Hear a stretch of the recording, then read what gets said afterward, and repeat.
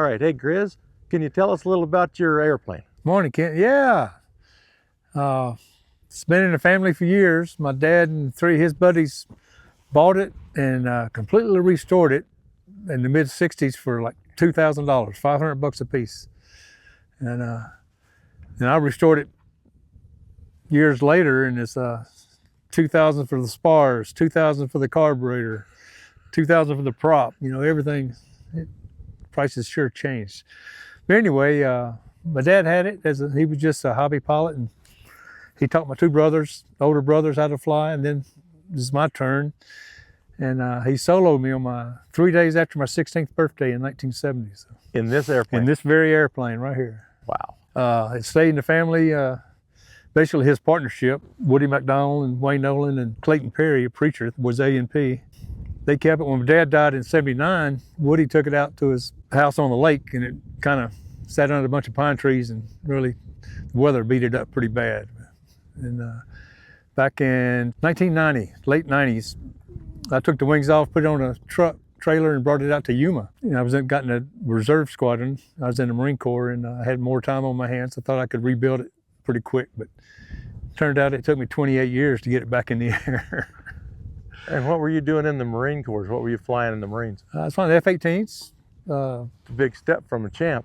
Yeah, that's still Champ's better. So I brought it down to 90, and then 91 I got married. In 92 I had my first daughter, Lindsay. In 94 I had my second daughter, Leslie. In 97 I had Rosser.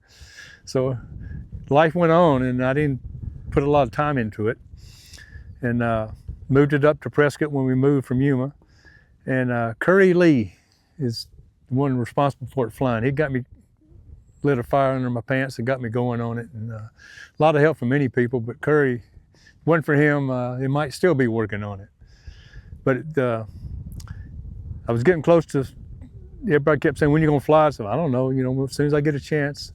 It worked out. I flew it 48 days to the day that I'd first soloed it.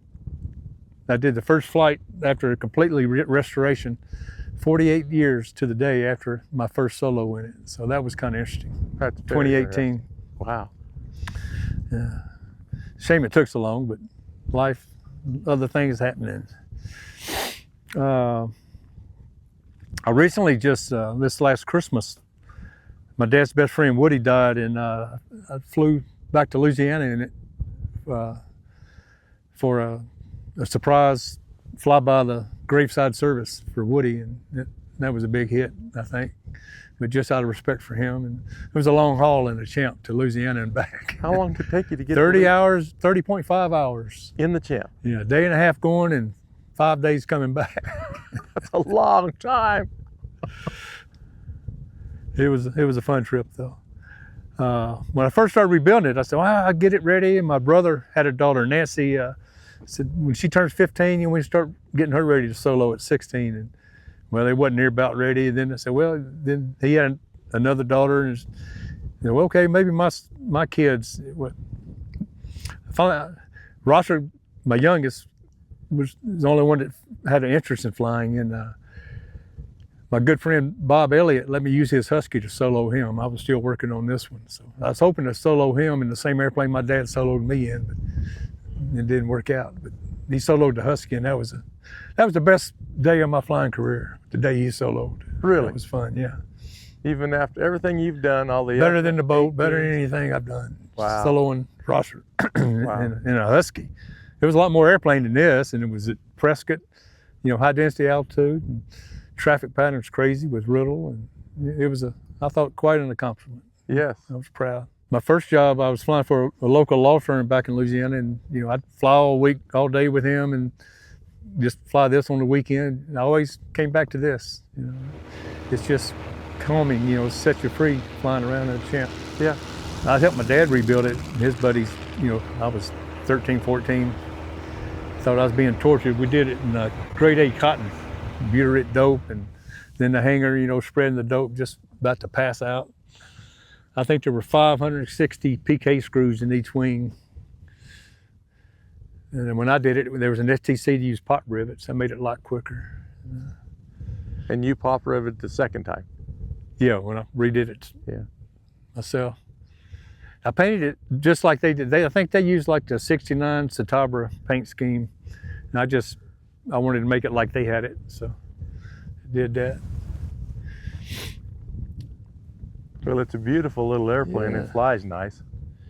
Even got the little ready kilowatt sticker my dad had on it. I was going to ask you about that. Why does it have a ready kilowatt sticker? That's my dad worked for Louisiana Power and Light, and that was their thing. He put it on there for some reason. And he had that on there, and you put it on back. I put on another one on, yeah. I did not know ready kilowatt was something besides Arizona, because Arizona Public Service had that for a logo, and they had it in Louisiana also. Yeah. Huh.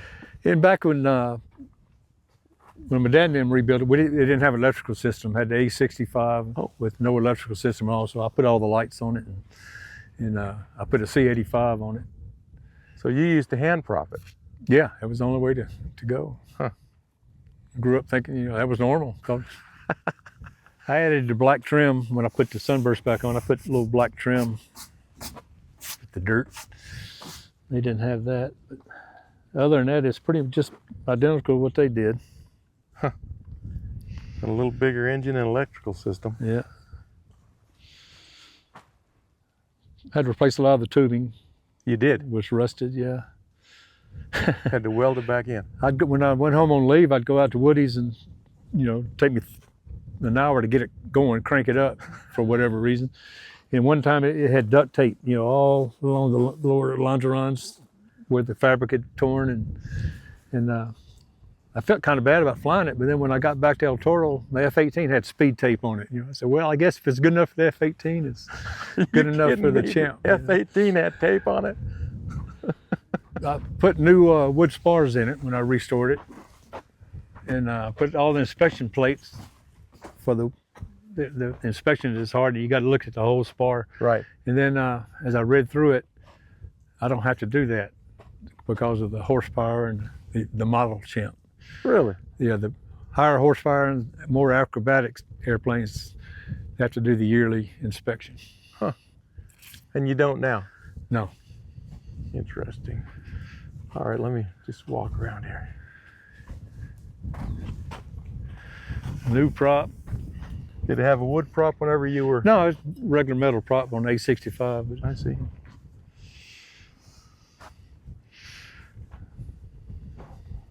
I added wing tanks.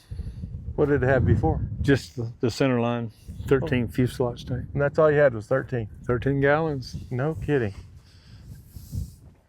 Well, that's a different plane. You got fuel now. You can take it places. I took it on the fuel gauge is, crazy. I took it on my 100-mile cross country, preparing for my private pilot. Did you really? And I was going from, in Louisiana, I was going to my aunt's house in Lake Providence. It's 100 miles, 060. I got lost. Up in Lake Village, Arkansas, and started heading back down the river. And there was that come up on 2 hours and 20 minutes. And my dad said it falls out of the sky in 2.5 hours. So I landed in a farmer's field and got some gas and found out where I was. And I was 9 miles from Lake Providence. So I finally made it there. You were 16 years old. Yeah. When I was probably, a couple years older. I soloed at 16, but then I broke my leg. I was out for a while. I couldn't fly. But then my dad had cut my brothers off after a certain amount of time. They never took their written. So at 100 hours, I quit logging. I had 100 hours for my written.